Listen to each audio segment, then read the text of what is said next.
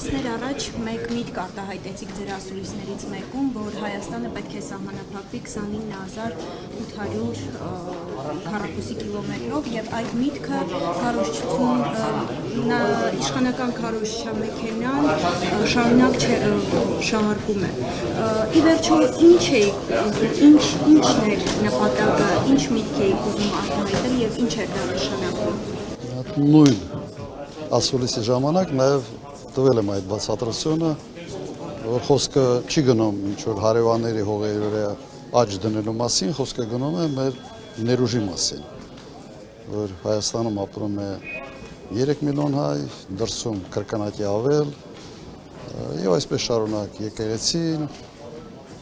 մեր ընդհանրապես լոբիստական հնարավորությունը եւ եթե չեմ սխալվում այն ժամանակ ասացի նաեւ որ փոքր երկիր բանաձև է առաջարկել փոքր երկիր մեծ խաղացող եւ օրինակներ են բերել տարբեր պետությունների սա էր ընդհանրապես իսկ այն ինչ անում է գիտեմ դա եղել է ինձ ասացին եղել է հանրային հեռուստատեսությունում դա վաղուց հեռուստատեսություն հանրային չի